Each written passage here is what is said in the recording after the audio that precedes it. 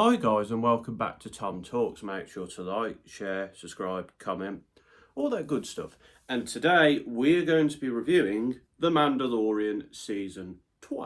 I'm a huge Star Wars fan. You wouldn't know looking at my room. There's nothing Star Wars related in here, but I promise you I am a Star Wars fan. Big one at that. Not like the biggest in the world, but fairly big I'd say. Toot my own horn a bit there. Quite excited for this in terms of the Disney stuff and the live action. I've enjoyed all of it to differing extents. Mandalorian season 1 and 2, obviously fantastic. Andor, I have not finished yet. I know. He says he's a big Star Wars fan. He's not finished it. Watch it with me dad. Our schedules, they don't always align. But that is great. Obi-Wan, I enjoyed. I know it's a lot of people have big issues with it. Personally, I think it's pretty good. And Book of Boba Fett was decent, but yeah, there was issues there, and that was clear to see. So, Mandalorian Season 3. Overall, I think it's pretty good. I enjoyed it a fair bit, but there is some issues and qualms with it. It isn't on the same quality level as, like, the first two seasons of the show. And I think most people knew that. I think some people have been a little bit harsh in their criticism of this show. Like, some people are saying, oh, it's terrible, it's really gone off the ball. It's not gone off the ball. Like, there was no bad episodes in this series. There's nothing here that was, like, terrible. And to be honest, I don't think any of, like, the live-action episodes of the Disney shows have been terrible. There's been some that have been a bit and there is one here. But there's nothing terrible here. I do get this feeling now that people sort of go, well, this was a 10 or 9 out of 10, so this is a disappointment. And it's like, no, it's not a disappointment. It's not as good as this, but it's still good.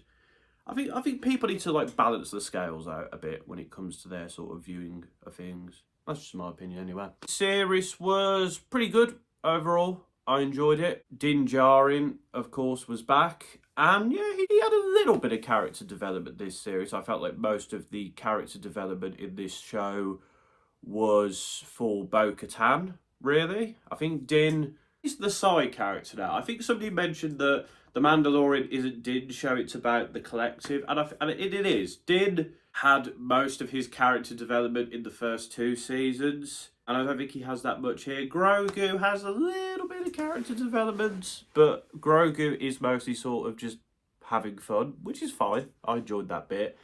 Again, I have my reservations about Din and Grogu being back together so soon after they were separated in season 2, but that's a qualm with the Book of Boba Fett, not with this show.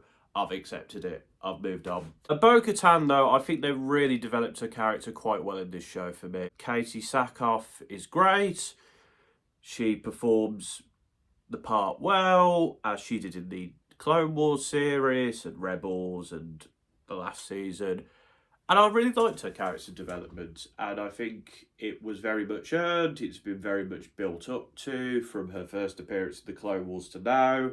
And yeah, she's a great character, and I think she's been done very well in the show. A lot of returning characters. We had new characters, of course. I really, really love the design of the Pirate King character. I know he got killed off very early, and that was a bit but I thought he was a cool designer, and I think he did his role well. In terms of some of the returning characters, Dr. Pershing, a lot of people not a fan of that episode. The first thing I will say, I do enjoy the episode, but basically that part of that episode was supposed to be the Rangers of the New Republic show, but that of course got cancelled because of Gina Carano. You can read up on that somewhere else. I think it fits overall because it fits into sort of the plot of this show and an idea that I don't think that was developed that greatly. I'll be getting to some spoilers here.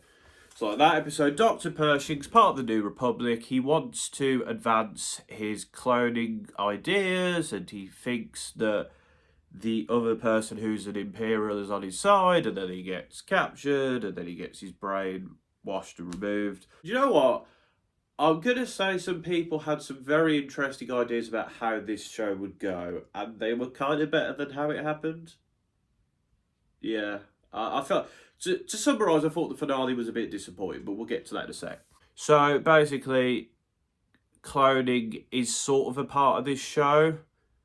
but it's not really developed very well. There's a few ideas in this series that aren't really developed amazingly, to be quite honest. I think that episode was cool. It was interesting. It was a bit of a different vibe, and it took things in a bit of a different direction. And also, I know a lot of people don't like episode 6, and it is the weakest of the series, but I like the buddy cop dynamic between Mando and Bo in that, well, I should say Din and Bo, actually, in that episode. Yeah, Lizzo, Jack Black, and Christopher Lloyd's acting abilities in that aren't amazing or anything, but, you know, yeah, that episode had its fun moments, but yeah, it's definitely one of the weakest episodes of the show. But I don't think it's as terrible as some people say. I think people went a bit overboard on their hatred for that. And I will admit, at first, I was sort of like, why is Lizzo in Star Wars? But Lizzo's fine. Episode. But Moff Gideon. So, Moff Gideon's return was very well teased as the series went on. I thought they did that part well. And then his return in episode 7, I thought was great. I thought it really built him up. And then look, an episode later, I think they really upped the ball a bit. The last episode of this series kind of reminded me of Book of Boba Fett in the fact that I was watching it. I was like, yeah, it's good. I'm enjoying this. Then it ended. I was like, oh, is that it? Okay. It's a bit like Cad Bane. Cad Bane comes in the episode before. You're like, oh, yeah, Cad Bane. Well, I did because I'm a Clone Wars fan. Some people might be like, who the fuck's that? But I sort of went into that episode like, okay, and then the episode later, he does some cool things. That's it. His clones thing, they built that bit up, and I was like, okay, they might do something interesting with this, but no, they killed the clone people. I don't know. I think the writing in that episode was a bit basic. There was not really that much stakes to the last episode. I saw some theories that some people put out there, like the armor is going to be the bad guy, which I don't think would have made sense, really. I do think that they sort of went, oh, Mandalorians have freed him in that episode when they found out he didn't go on trial.